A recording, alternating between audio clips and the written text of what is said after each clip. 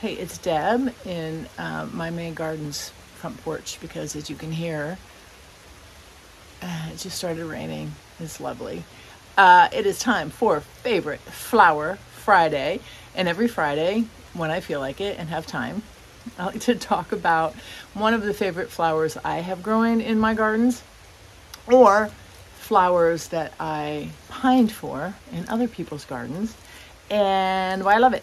So this week we're talking about daylilies. Okay, it is the season. 'Tis the season for daylilies. They're blooming all over.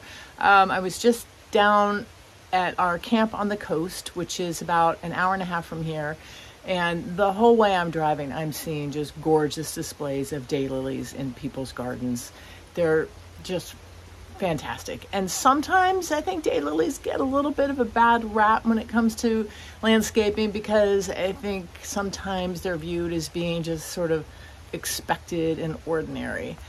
I wholeheartedly disagree with that notion because I think that they're extraordinary. And here's why. I have 5 reasons daylilies are my pick for Favorite Flower Friday. First reason is there are so many different varieties. If you haven't looked at daylilies lately at your garden center or landscape center, you might be very surprised as to how many different varieties there are to choose from now. Always new ones, always new ones. What I'm going to do after I'm done talking, I'll take you on a little walkabout and show you some that I have growing in my gardens. I don't necessarily remember the names of all of them, but I'll show you some pretty pictures and we'll go from there. The second reason I love daylilies, come on, the flowers are beautiful. They're just so elegant and tropical, and they're just gorgeous. The other thing, I love them for their foliage. So even before the flowers come up, the stems come up, and even after you cut them back, after they've gone by, you still have beautiful foliage that is just a nice, adds a nice dimension and texture to your garden. So you've got the flowers, you've got the foliage. The fourth reason, yes, we're on number 3. Number 1, variety. Number 2, flowers. I had to write this down because it's Friday and I've had a busy week. Variety, flowers, foliage. Yes. Number 4 is because they're so freaking hardy. And when you live in Maine and you grow in Maine, you need hardy, baby. Let me just tell you something. I have never had a daylily plant not make it through a Maine winter. Never. Not once. I've lost some other perennials to Maine winters. Not once have I lost a daylily. Now, that could just be me, but I suspect that that's true for many of you.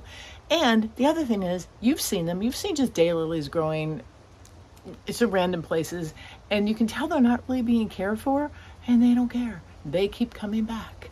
They're a very hardy perennial. I do have some advice and some tips to increase your number of blooms and to keep your daylilies healthy, and that will be in another video. Another time for that. And then finally, speaking of hardiness, I think that they're really resistant to insects. Deer don't like them.